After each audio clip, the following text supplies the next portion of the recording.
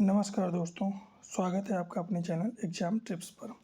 आज हम पढ़ने वाले हैं KVS special educator PRT TRE 2 के अगले टॉपिक ग्रोथ एंड डेवलपमेंट के बारे में। इसके अंतर्गत जितने भी सब टॉपिक्स हैं उन सब को हमने कवर करने का प्रयास किया है। इस टॉपिक से संबंधित हम लगभग 150 एमसीक्यूज़ पढ़ने वाले हैं जो हमारे ऑफिशियल सिलेबस के अकॉर्डिंग हैं। तो जो लोग पहली बार चैनल पे आए हैं वो चैनल को ज़रूर सब्सक्राइब कर लें, साथ ही अपने दोस्तों में भी वीडियो को शेयर कर दें, क्योंकि स्पेशल एजुकेटर खासकर केवीएस के लिए ये पहला चैनल है जिसमें टॉपिक वाइज वीडियो प्रोवाइड किए जा रहे हैं। तो इसलिए चैनल को सब्सक्राइब कर दें और वीडियो को भी लाइक कर लें। और जिन लोगों को पीडीएफ चाहिए वो लोग टेलीग्राम चैनल को ज़रूर ज्वाइन कर लें, जो कि डिस्क्रिप्शन बॉक्स में दिया गया है।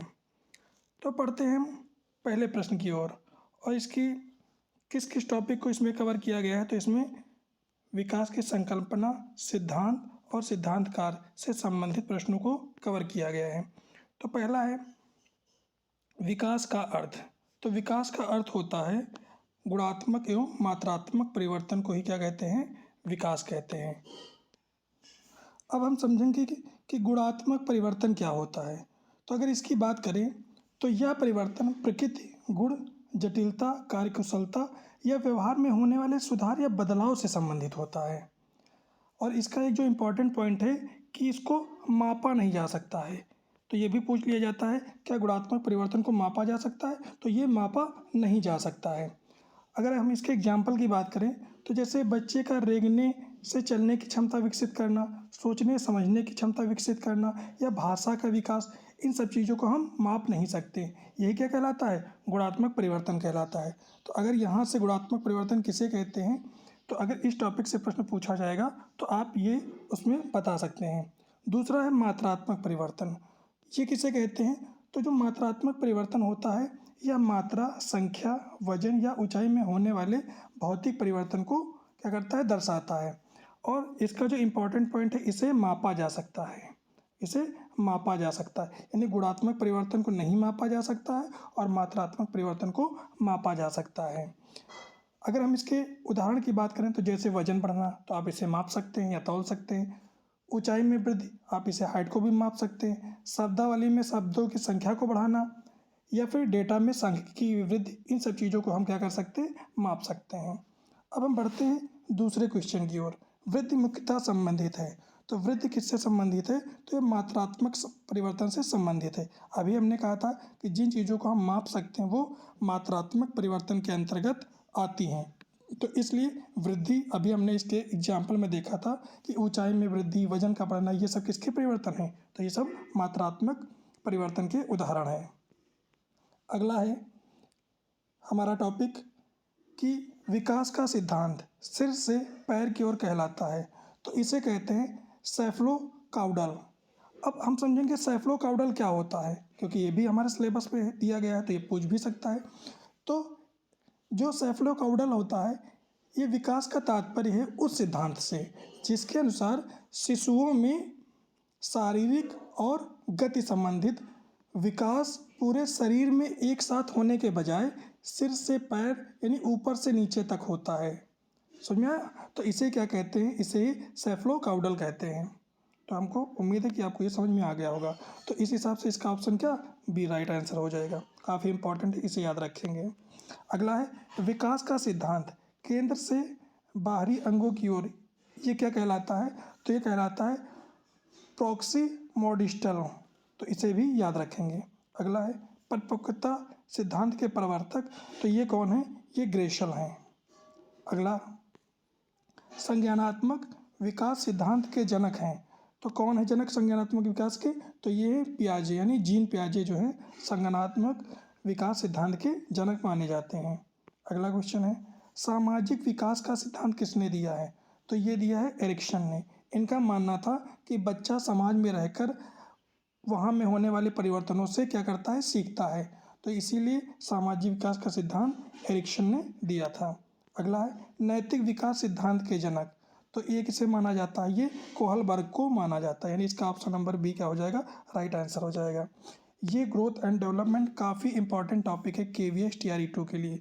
तो इस वीडियो को पूरा देखें और इसके सभी प्रश्नों को याद करने की कोशिश करें, क्योंकि यहाँ से काफ़ी क्वेश्चन आपके ऑब्जेक्टिव में पूछे जाने वाले हैं और यहाँ से डिस्क्रिप्टिव में भी एक आध तुमको प्रश्न मिल जाएगा। इसलिए इसे अच्छे से पढ़ें और इसको याद करने की कोशिश करें।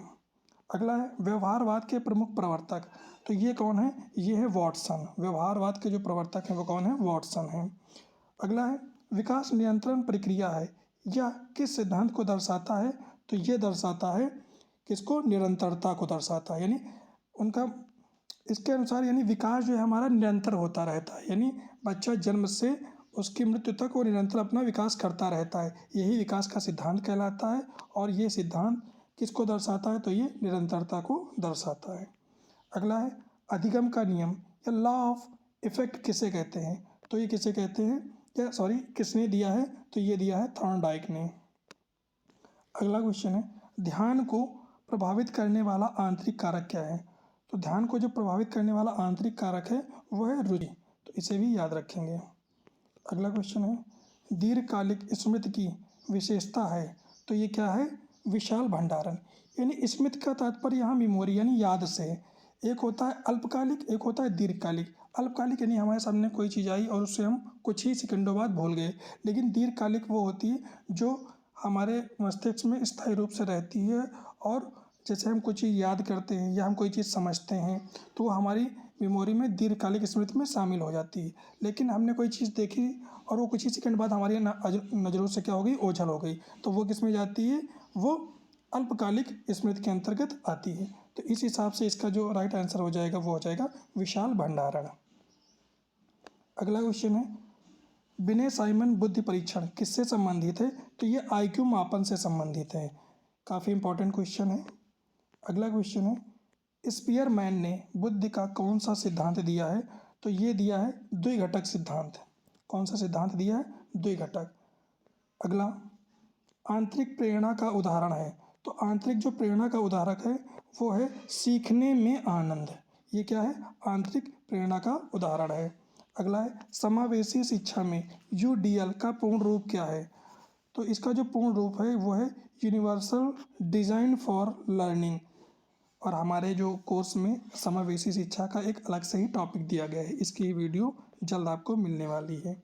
अगला क्वेश्चन है IEP इंडिविजुअलाइज्ड एजुकेशन प्लान किसके लिए बनाया जाता है? तो ये बनाया जाता है विशेष आवश्यकता वाले छात्रों के लिए IEP तैयार किया जाता है। अगला कक्षा प्रबंधन का सर्वोच्चतम तरीका क्या होता है? तो इसका जो सर्वोच्चतम तरीका होता है सकारात्मक पुनर्भरण। यानी कक्षा को ऐसे प्रबंध करना चाहिए ताकि बच्चों में क्या हो? सकारात्मक ऊर्जा का संचार हो सके। अगला ADHD में मुख्य लक्षण क्या होते हैं? तो इसमें जो मुख्य लक्षण होते हैं वो अति सक्रियता के लक्षण पाए जाते हैं। अगला ASD यानी ऑटिज्म स्पेक्ट्रम डिसऑर्डर में प्रमुख कठिनाई होती है। तो इसमें जो कठिनाई होती है वो सामाजिक संप्रेषण की कठिनाई पाई जाती है, यानी वो समाज से घुल मिलने में उनको क्या होती है? दिक्कत होती है। अगला है विकास का कौन सा सिद्धांत कहता है कि विकास सरल से जटिल की ओर होता है? तो इसका जो राइट आंसर हो जाएगा वो हो जाएगा सामान्य से विशिष्ट। अगला क्वेश्चन है स्मृति का प्रथम चरण है।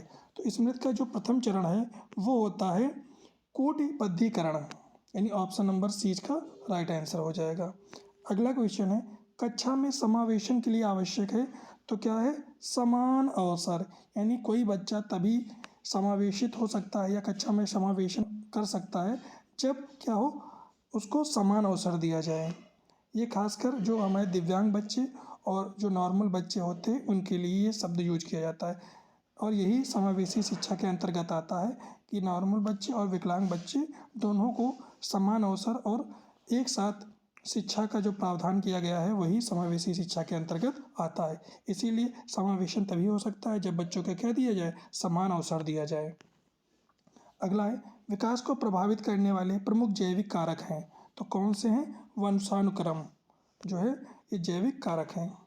अगला जो हमारा टॉपिक है वो है विकास के क्षेत्र एवं माइलस्टोन से संबंधित। तो इसका पहला प्रश्न है विकास के प्रमुख क्षेत्र कितने माने जाते हैं? तो वो माने जाते हैं 4 क्षेत्र माने जाते हैं। अगला शारीरिक विकास संबंधित है। तो जो शारीरिक विकास है वह हमारा शरीर की वृद्धि से संबंधित है। अगला है सामाजिक विकास का संबंध है तो वो दूसरों से संबंध ही क्या कहलाता है, सामाजिक विकास कहलाता है। अगला शिशु सामान्यतः कब बैठना सीखता है तो वो जब 6 माह का होता है तो वो बैठना सीखता है। अगला शिशु सामान्यतः कब चलना प्रारंभ करता है तो वो 12 माह में चलना प्रारंभ करता है।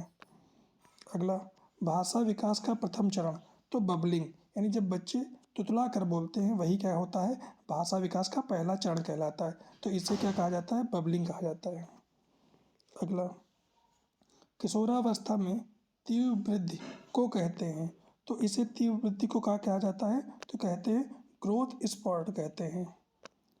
अगला किशोरावस्था में भावनात्मक अस्थिरता का मुख्य कारण क्या है, तो ये है हार्मोनल परिवर्तन, यानी हार्मोनल परिवर्तन की वजह से किशोरावस्था में भावनात्मक अस्थिरता आती है।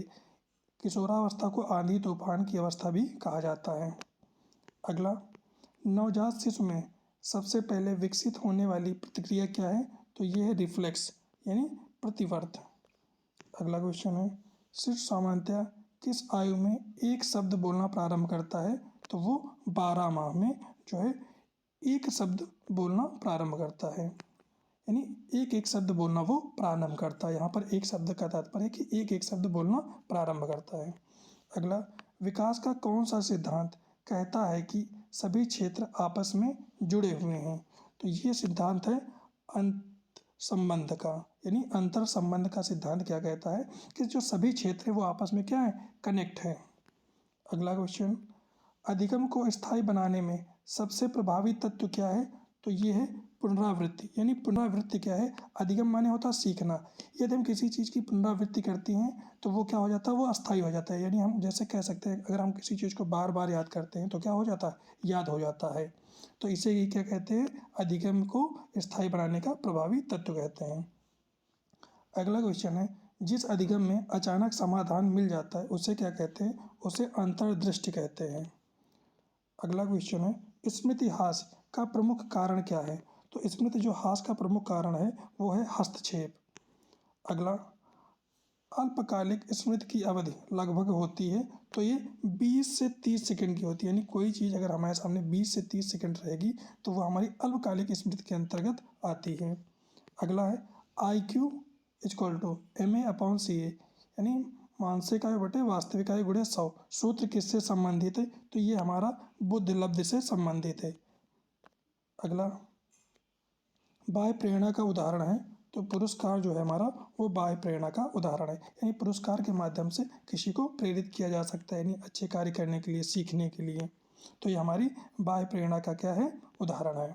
अगला है कक्षा में सकारात्मक वातावरण बनाने का सर्वोच्चतम तरीका क्या है, तो ये सहयोगात्मक अधिगम, यानी सहयोग के माध्यम से सीखना, यानी आपस में बच्चों को सहयोग के माध्यम से सिखाना ही सकारात्मक वातावरण बनाने का सर्वोच्च तरीका है।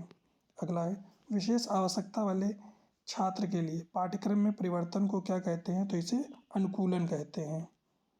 अगला व्यवहार को नियंत्रित करने हेतु दंड के स्थान पर किसका प्रयोग अधिक प्रभावी है, तो ये सकारात्मक पुनर्बलन का। अगला क्वेश्चन है ध्यान भंग होने का प्रमुख बाह्य कारण क्या है, तो इसका जो प्रमुख कारण है वो है शोर, यानी शोर जब होता है तो क्या होता है हमारा, हम एकाग्रचित नहीं हो पाते हैं। इससे क्या होता है, ध्यान हमारा भंग होता है और हम कॉन्सेंट्रेट नहीं कर पाते हैं। अगला क्वेश्चन है सामान्यतः बालक 6 से 7 वर्ष की आयु में क्या सीखता है, तो ये सीखता है तार्किक ठोस सोच। अगला हमारा क्वेश्चन है सामाजिक विकास का प्रमुख संकेत है, तो ये क्या है, दूसरों के साथ खेलना। क्वेश्चन नंबर अगला है समावेशी कक्षा में शिक्षक की भूमिका होती है, तो जो समावेशी शिक्षा होती है जिसमें सामान्य और स्पेशल चाइल्ड दोनों एक साथ पढ़ते हैं, उसमें शिक्षक की जो मेन भूमिका होती है वो मार्गदर्शक के रूप में होती है। अगला क्वेश्चन है बालक के व्यवहार को समझने के लिए सबसे अधिक प्रभावी विधि कौन सी है, तो वह है अवलोकन, यानी अवलोकन के माध्यम से हम क्या कर सकते हैं, बच्चे के व्यवहार को समझ सकते हैं और उसी हिसाब से हम उस पर कार्य कर सकते हैं। विकास का कौन सा कारक वातावरण से संबंधित है, तो ये है पोषण। पोषण जो है विकास में बहुत बड़ी भूमिका निभाता है। अगला क्वेश्चन है, यानी अगला हमारा जो टॉपिक शुरू होगा वो है विकास की अवस्थाएं। तो आप देख रहे होंगे कि ग्रोथ एंड डेवलपमेंट के अंतर्गत जितने भी सब टॉपिक्स हैं, सब टॉपिक्स को कवर किया जा रहा है। तो इसलिए पूरी वीडियो देखें और चैनल को ज़रूर सब्सक्राइब करें, ताकि ऐसी ही इम्पॉर्टेंट वीडियो आपको मिलती रहें जो आपके KVS TRE 2 के लिए काफ़ी इम्पॉर्टेंट साबित हो सकें। अगला प्रश्न है हमारा, प्रसव पूर्व अवस्था को कहते हैं, तो इसे कहते हैं प्रीनेटल कहते हैं। यानी प्रसव पूर्व अवस्था को क्या कहते हैं, तो इसे प्रीनेटल अवस्था कहते हैं। अगला है, प्रसव पूर्व अवस्था के चरण कितने होते हैं, तो इसके 3 चरण होते हैं। अगर किसी को पता है कि वो कौन कौन से 3 चरण हैं तो कमेंट में ज़रूर बताएं। अभी हम आगे उस पर चर्चा करने वाले हैं। अगला क्वेश्चन है, शैशवावस्था की आयु। तो जो शैशवावस्था की आयु होती है वो 0 से 2 वर्ष की अवस्था को शैशवावस्था के नाम से जानते हैं। अगला है, बाल्यावस्था की आयु। तो जो बाल्यावस्था की आयु होती है वो होती है 6 से 12 वर्ष। अगला, नवजात शिशु को चूसने की क्रिया किसका उदाहरण है, तो ये है प्रतिवर्त की क्रिया। यानी जो नवजात शिशुओं में जो चूसने की क्रिया होती है वो जो है प्रतिवर्त क्रिया का उदाहरण है। अगला, बालक सामान्यतः किस आयु में 2 शब्दों का वाक्य बोल लेता है, तो वो 2 वर्षों में। जब बालक 2 वर्ष का हो जाता है तो वो 2 शब्दों का वाक्य बोलने लगता है। अगला क्वेश्चन है, विकास का कौन सा पक्ष भाषा से संबंधित है, तो ये संज्ञानात्मक पक्ष जो है वो भाषा से संबंधित है। अगला, जिस अधिगम में मॉडल को देखकर सीखा जाता है उसे क्या कहते हैं, उसे कहते हैं प्रेक्षणात्मक अधिगम। यानी वह मॉडल, यानी वह अधिगम जिसमें हम किसी मॉडल को देखकर सीखते हैं तो वो प्रेक्षणात्मक माध्यम कहलाता है। अगला, स्व की भावना का विकास मुख्यतः किस अवस्था में होता है, तो ये होता है प्रारंभिक अवस्था में। यानी जो स्व की भावना आती है, यानी इड की भावना जो आती है वो प्रारंभिक अवस्था में आती है। अगला क्वेश्चन है, स्मृति को मजबूत बनाने का सर्वोच्चतम उपाय क्या है, तो इसका जो अभी इस पर हम टॉपिक पे चर्चा कर चुके थे कि अगर हमको स्मृति को मजबूत बनाना है तो उसके लिए हमको क्या करना पड़ेगा, पुनरावृत्ति करना पड़ेगा, यानी उसको बार बार दोहराना पड़ेगा। तो इस हिसाब से इसका ऑप्शन क्या हो जाएगा, बी हो जाएगा। अगला हमारा क्वेश्चन है, बालक में नैतिक विकास का प्रारंभ किससे होता है, तो ये होता है परिवार से। यानी बच्चा परिवार में रहकर परिवार के सदस्यों द्वारा किए जाने वाले कार्यों से काफ़ी चीज़ें सीखता है और उसी से क्या होता है, उसका नैतिक विकास होता है। अगला क्वेश्चन है, प्रयत्न और त्रुटि अधिगम में मुख्य तत्व क्या है, तो इसमें जो मुख्य तत्व होता है वो होता है पुनर्बलन। अगला क्वेश्चन है, ध्यान की अवधि बालकों में सामान्यतया होती है तो वो कम होती है। यानी बच्चे में जो ध्यान की अवधि होती है वो होती है कम, यानी और बड़ों में उसकी अवधि ज़्यादा होती है। यानी वो ज़्यादा देर तक उसको ध्यान में रख सकते हैं, ये याद रख सकते हैं। अगला क्वेश्चन है, बालक 3 से 4 वर्ष की आयु में किस प्रकार का खेल अधिक खेलता है, तो यहाँ पर जो कौन सा खेल अधिक खेलता है, तो समानांतर खेल अधिक खेलता है। अगला क्वेश्चन है, किशोरावस्था में पहचान आइडेंटिटी का संकट किससे संबंधित है, तो वो संबंधित है आत्म परिचय से। अभी हमने बताया था कि किशोरावस्था को ही आंधी तूफान की अवस्था, बनने बिगड़ने की अवस्था के नाम से भी जाना जाता है। अगला क्वेश्चन है, अल्पकालिक स्मृति की क्षमता लगभग कितनी मानी जाती है, तो ये जो मानी जाती है वो 7 से 2, यानी 7 ± 2 मानी जाती है। अगला, समावेशी कक्षा में मूल्यांकन होना चाहिए, तो समावेशी कक्षा में कैसा मूल्यांकन होना चाहिए, तो लचीला मूल्यांकन होना चाहिए। अगला हमारा क्वेश्चन है, बालक में सृजनात्मकता बढ़ाने का सर्वोत्तम उपाय है, तो प्रश्न पूछने को प्रोत्साहित करना ही क्या कहलाता है, सृजनात्मकता कहलाता है। अगर बालक में सृजनात्मकता को बढ़ाना है तो प्रश्न पूछने के लिए उसे उत्साहित करना चाहिए।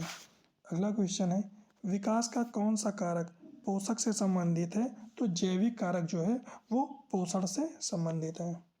अगला, अंतर्दृष्टि अधिगम किसने प्रतिपादित किया है, तो कोहलर ने प्रतिपादित किया है। अगला क्वेश्चन है, कक्षा में अनुशासन बनाए रखने का सकारात्मक तरीका कौन सा होता है, तो ये जो तरीका होता है वो स्पष्ट नियमन के द्वारा जो है हम कक्षा में सकारात्मक अनुशासन बनाए रख सकते हैं। अगला क्वेश्चन है, स्मृति में जानकारी को सुरक्षित रखने की पहली प्रक्रिया क्या कहलाती है? तो इसे संग्रहण या स्टोरेज कहते हैं। अगला, बालक के समग्र विकास के लिए आवश्यक है। तो बच्चों के जो समग्र यानी संपूर्ण विकास के लिए क्या आवश्यक है? तो संतुलित अनुभव के द्वारा बच्चे का समग्र विकास किया जा सकता है। अगला, समावेशी शिक्षा का मुख्य उद्देश्य होता है समान अवसर। नेक्स्ट क्वेश्चन है, विकास में वंशानुक्रम और वातावरण के संबंध को कहते हैं, तो इसे कहते हैं अंतःक्रिया। अगला क्वेश्चन है, अब हमारा जो टॉपिक आएगा, अब हम पढ़ेंगे मनोविज्ञान एवं अधिगम से संबंधित प्रश्नों के बारे में। तो पहला क्वेश्चन है, अधिगम का अर्थ। तो स्थायी व्यवहार परिवर्तन ही अधिगम का क्या कहलाता है? अर्थ कहलाता है। अगला, शास्त्रीय अनुबंधन के जनक कौन है? तो वो हैं पावलोव। अगला, क्रियात्मक अनुबंधन के जनक कौन माने जाते हैं? तो वो स्किनर जो है क्रियात्मक अनुबंधन के जनक माने जाते हैं। अगला क्वेश्चन है, पुनर्बलन का अर्थ। तो पुनर्बलन का जो अर्थ है वो है प्रोत्साहन। अगला क्वेश्चन है, सीखने में तत्परता का अर्थ है। तो ये है मानसिक एवं शारीरिक तैयारी। अगला क्वेश्चन है, व्यवहार में स्थायी परिवर्तन किसका परिणाम है? तो ये परिणाम है अधिगम का। अधिगम से काफ़ी क्वेश्चन उठ रहे हैं क्योंकि हमारे ग्रोथ एंड डेवलपमेंट टॉपिक में अधिगम पर विशेष फोकस किया गया है। अगला है, पुनर्बलन का उद्देश्य क्या है? तो जो पुनर्बलन का उद्देश्य होता है वो व्यवहार को सुदृढ़ करना ही क्या होता है? पुनर्बलन का मुख्य उद्देश्य होता है। यानी उसके व्यवहार में परिवर्तन करना और उसको स्थायी बनाना ही क्या कहलाता है? पुनर्बलन कहलाता है। अगला, नकारात्मक पुनर्बलन का अर्थ होता है। तो ये होता है अप्रिय स्थिति हटाकर व्यवहार बढ़ाना। नेक्स्ट क्वेश्चन है हमारा, ध्यान की एक प्रमुख विशेषता क्या है? तो ये चयनात्मकता ही ध्यान की एक प्रमुख विशेषता है। नेक्स्ट क्वेश्चन है, संज्ञानात्मक विकास में स्कीमा शब्द किससे संबंधित है? तो ये मानसिक संरचना से संबंधित है। नेक्स्ट क्वेश्चन है, नई जानकारी को पुराने ज्ञान से जोड़ने की प्रक्रिया क्या कहलाती है? तो वो आत्मसात कहलाती है। यानी जब हम किसी पुरानी जानकारी को नई जानकारी से कनेक्ट करते हैं तो उसे ही आत्मसात कहा जाता है। अगला, जब बालक अपनी सोच में परिवर्तन करता है तो उसे क्या कहते हैं? समायोजन। यानी समायोजन के माध्यम से क्या करता है? बालक में जो पहले से सोच होती है उसको परिवर्तित करता है और ये सबसे ज़्यादा समावेशी शिक्षा में देखने को मिलता है। अगला क्वेश्चन है, भावनात्मक विकास का प्रमुख संकेत क्या है? तो ये भावनाओं की अभिव्यक्ति। नेक्स्ट क्वेश्चन है, व्यवहार में व्यक्तिगत भिन्नता को ध्यान में रखने के लिए आवश्यक है। ये आवश्यक है भिन्न शिक्षण विधियाँ। अगला क्वेश्चन है, प्रेरणा का कौन सा प्रकार भीतर से उत्पन्न होता है? तो ये जो है आंतरिक जो है प्रेरणा जो है वो भीतर से उत्पन्न होती है।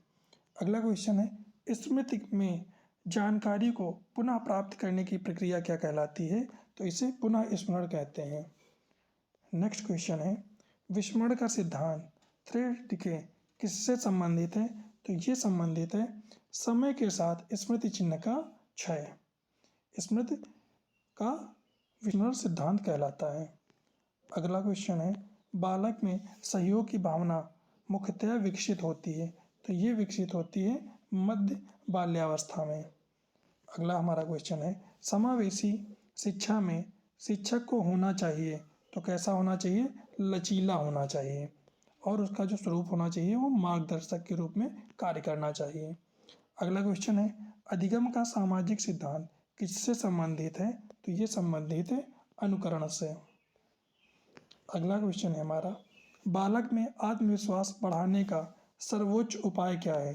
तो इसमें जो सर्वोच्च उपाय है वो है प्रोत्साहन। यानी प्रोत्साहन के द्वारा बच्चे में आत्मविश्वास को बढ़ाया जाता है। अगला है, ग्रोथ स्पर्ट शब्द किससे संबंधित है? तो ये संबंधित है तीव्र शारीरिक वृद्धि से। नेक्स्ट क्वेश्चन है, अधिगम को प्रभावित करने वाला सामाजिक कारक है? तो ये है परिवार। अगला क्वेश्चन है, प्रभावी कक्षा प्रबंधन का आधार क्या है? तो ये आधार है स्पष्ट नियम एवं सकारात्मक वातावरण। हम बढ़ते हैं अगले क्वेश्चन की ओर। अगला हमारा 100 नंबर क्वेश्चन है, समग्र विकास का अर्थ है। तो सभी बच्चों का संतुलित विकास ही समग्र विकास का अर्थ कहलाता है। जिन लोगों ने अभी तक चैनल को सब्सक्राइब नहीं किया वो लोग चैनल को ज़रूर सब्सक्राइब कर लें, ताकि KVS TRE 2 से संबंधित इम्पॉर्टेंट वीडियो आपको मिलती रहे। और KVS TRE 2 खासकर स्पेशल एजुकेटर के क्षेत्र में हमारा ही चैनल है जो टॉपिक वाइज यानी सिलेबस के अनुसार जो है वीडियो प्रोवाइड करा रहा है। तो अगर आप भी KVS की तैयारी कर रहे हैं TRE 2 की, तो चैनल से ज़रूर सब्सक्राइब करें और साथ में वीडियो को लाइक करें और कमेंट में आपको जिस भी टॉपिक में दिक्कत है आप उस टॉपिक को बताएं, उसकी वीडियो जल्द से जल्द लाने का प्रयास किया जाएगा। अगला जो हमारा टॉपिक है वो है मनोवैज्ञानिक प्रक्रियाओं से संबंधित प्रश्नों का। तो इसमें पहला प्रश्न है, ध्यान का क्या अर्थ होता है? तो जो ध्यान होता है अटेंशन, इसका अर्थ होता है एकाग्रता से। अगला क्वेश्चन है स्मृति के प्रकार। तो स्मृति कितने प्रकार की होती है? तो स्मृति होती है 3 प्रकार की। अगला क्वेश्चन है बुद्धि ही बहुबुद्धि सिद्धांत के जनक। तो ये हैं गार्डनर। हम इसमें कुछ चीज़ों को डिटेल से चर्चा करने वाले थे, लेकिन हमारे पास समय कम है और हमारा सिलेबस ज़्यादा है, तो हम वन लाइनर टाइप में आपको वीडियो दे रहे हैं ताकि आपकी तैयारी काफ़ी अच्छे से हो सके, वरना वीडियो काफ़ी लंबी हो जाएगी। इसलिए आप इन प्रश्नों को 1 से 2 बार 3 बार बार बार इनको देखिए ताकि ये आपको याद हो जाए, क्योंकि हमारा जो 60 नंबर है वो ऑब्जेक्टिव बेस पे होगा और जिसमें निगेटिव मार्किंग भी है। और कितनी निगेटिव मार्किंग है आपको पता है, क्योंकि हमने सिलेबस वाले चैप्टर में हमने पूरा डिस्कस किया है कि कितनी निगेटिव मार्किंग है, कितने ऑब्जेक्टिव टाइप होंगे और कितने डिस्क्रिप्टिव टाइप होंगे। अगला है क्वेश्चन हमारा प्रेरणा के प्रकार। तो प्रेरणा के जो प्रकार होते हैं वो आंतरिक एवं बाह्य प्रकार की प्रेरणा होती है। जैसे प्रोत्साहन किस प्रेरणा के अंतर्गत आता है? तो वो बाह्य प्रेरणा के अंतर्गत आता है, क्योंकि इससे संबंधित हमने 2 से 3 प्रश्नों को अलग अलग टाइप में पढ़ा है। अधिगम में ट्रांसफर ऑफ लर्निंग का क्या अर्थ होता है? तो इसका अर्थ होता है एक परिस्थिति में सीखा गया ज्ञान दूसरी में उपयोग करना। बढ़ते हैं नेक्स्ट क्वेश्चन की ओर। सकारात्मक स्थानांतरण का उदाहरण है। तो ये जो उदाहरण है, साइकिल सीखने के बाद मोटरसाइकिल सीखना आसान होगा।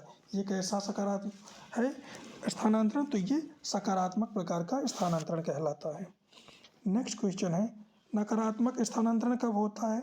ये होता है जब पुराना ज्ञान नए ज्ञान में बाधा डाले, तब क्या कहलाता है? नकारात्मक स्थानांतरण कहलाता है।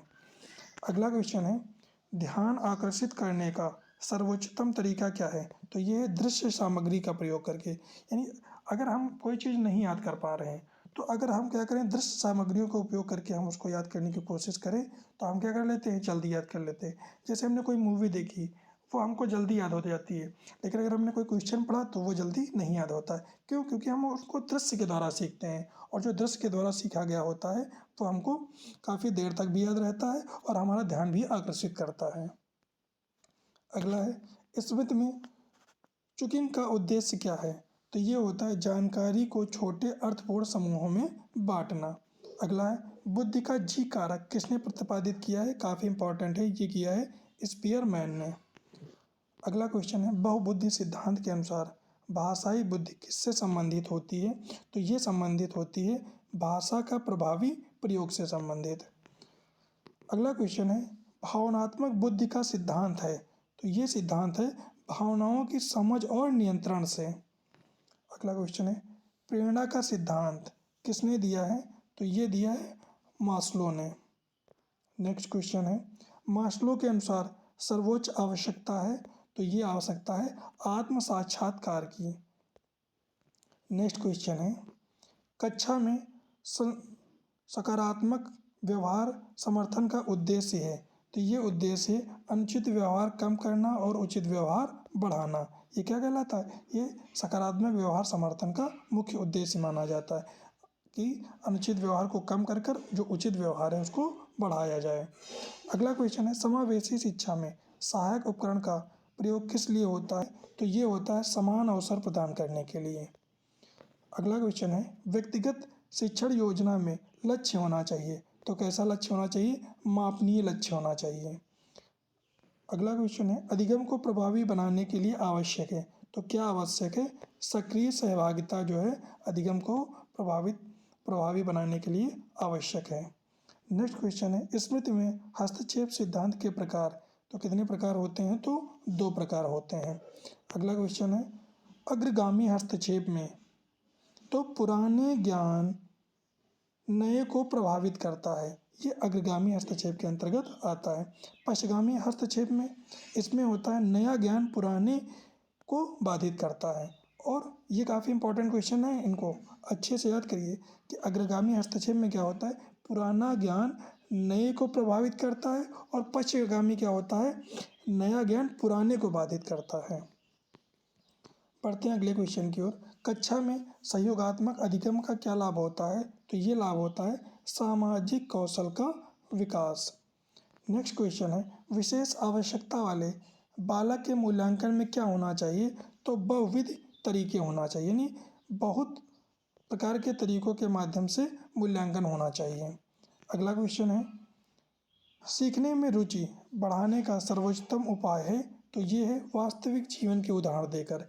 अगर आप बच्चों में पढ़ने की रुचि बढ़ाना चाह रहे हैं तो उसको थ्योरिकल उदाहरण ना देकर वास्तविक जीवन के उदाहरण देना चाहिए। अगला क्वेश्चन है, समग्र शिक्षा विकास के लिए शिक्षक को कैसा होना चाहिए? तो संवेदनशील और सहयोगी होना चाहिए, ताकि बच्चे कक्षा में सकारात्मक प्रभाव पड़ सके उनके ऊपर और वो अपना विकास कर सकें।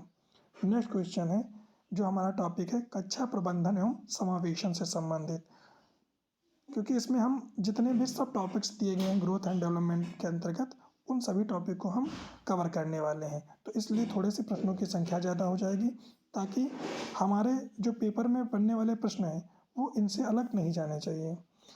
इसी क्रम में हमारा अगला क्वेश्चन है, समावेशी शिक्षा का अर्थ।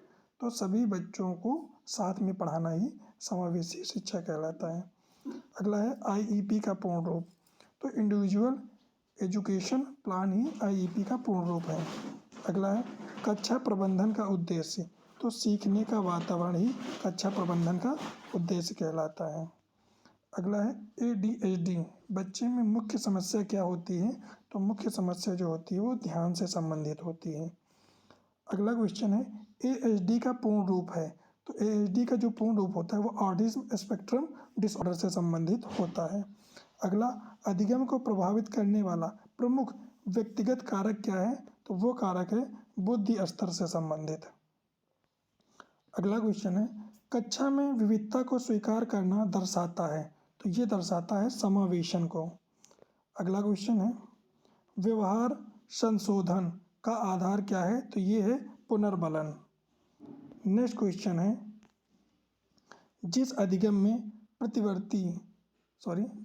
में प्रतिक्रिया और उद्दीपन का संबंध स्थापित होता है वह क्या है? वो है शास्त्रीय अनुबंधन।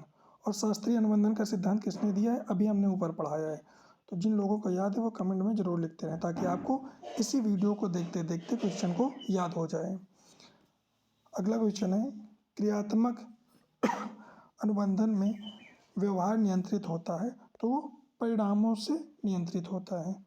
अगला क्वेश्चन है, प्रभावी शिक्षण के लिए आवश्यक है, तो वो बाल केंद्रित दृष्टिकोण जो है वो आवश्यक है। अगला क्वेश्चन है, सेल्फ कॉन्सेप्ट का संबंध है। तो ये संबंध है आत्मधारणा से संबंधित। अगला क्वेश्चन है, किशोरावस्था में साथियों का प्रभाव मुख्यतया होता है, तो वो बहुत अधिक होता है। अगला क्वेश्चन है, सीखने में जिज्ञासा किसका उदाहरण है? तो वो आंतरिक प्रेरणा का उदाहरण है। स्मृति के संगठन से लाभ होता है, तो ये लाभ होता है शीघ्र पुनः स्मरण से। अगला क्वेश्चन है, समावेशी कक्षा में बैठने की व्यवस्था कैसी होनी चाहिए? तो वो होनी चाहिए लचीली। अगला क्वेश्चन है, बालक में आत्मनियंत्रण विकसित करने का सर्वोत्तम उपाय है। तो एक ऐसा उपाय है सकारात्मक मॉडलिंग का। अगला क्वेश्चन, सीखने में प्रतिपुष्ट यानी जिसे फीडबैक का उद्देश्य, सीखने में प्रतिपुष्ट यानी जिसे फीडबैक भी कहते हैं का उद्देश्य है। तो इसका उद्देश्य होता है सुधार का अवसर देना। यानी फीडबैक के माध्यम से क्या होता है कि अगर आप किसी को फीडबैक देंगे तो वो क्या करेगा, अपने कार्यों में अपने व्यवहार में क्या करेगा, परिवर्तन करेगा, और जिससे उसमें सुधार होगा। तो यही क्या होता है, फीडबैक का मुख्य उद्देश्य होता है। अगला, विकास के क्रम में सबसे पहले विकसित होता है। तो सबसे पहले क्या विकसित होता है भाई, स्थूल मोटर कौशल जो है विकसित होता है। अगला क्वेश्चन है, भावनात्मक परिपक्वता का संकेत है, तो कैसा संकेत है? क्रोध नियंत्रण का। अगला क्वेश्चन है, सीखने का सर्वोत्तम वातावरण है, तो कैसा वातावरण है? तो ये सहयोगात्मक वातावरण है। अगला क्वेश्चन है, विशेष आवश्यकता वाले छात्रों के लिए मूल्यांकन होना चाहिए, तो अनुकूलित मूल्यांकन होना चाहिए। अगला हमारा नेक्स्ट क्वेश्चन है, अधिगम में सक्रिय सहभागिता से बढ़ाता है, तो क्या बढ़ाता है? समझ बढ़ाता है। नेक्स्ट क्वेश्चन है, समग्र विकास के लिए आवश्यक है, क्या आवश्यक है? संतुलित शैक्षिक एवं सहपाठ्य गतिविधियाँ। अगला और अंतिम क्वेश्चन है कि समावेशी कक्षा में शिक्षक की भूमिका, तो कैसी भूमिका होती है? मार्गदर्शक के रूप में। तो आपने देखा होगा कि हमने ग्रोथ एंड डेवलपमेंट के 150 प्रश्नों को यहाँ पर पढ़ा है, और इसी कंटेंट के लिए जो हम आपको कंटेंट फ्री में यूट्यूब पे प्रोवाइड कर रहे हैं, इसी कंटेंट के लिए लोग आपसे हज़ारों में फीस ले रहे हैं, और सेम कंटेंट, और जो भी अभी तक जो यूट्यूब पर आया भी नहीं है और ना ही कोई अपने बैच में दे पा रहा है, टॉपिक वाइज और सिलेबस के अनुसार। इसलिए वीडियो से ज़रूर जुड़े रहें, जो भी लोग KVS TRE 2 special educator exam की तैयारी कर रहे हैं, और चैनल को ज़रूर सब्सक्राइब कर लें, क्योंकि आपके हर एक सब्सक्राइबर से हमें प्रेरणा मिलती है आपके लिए अगले टॉपिक के वीडियो लाने के लिए। और वीडियो को ज़रूर लाइक करें। पूरा वीडियो देखने के लिए धन्यवाद। जय हिंद, जय भारत।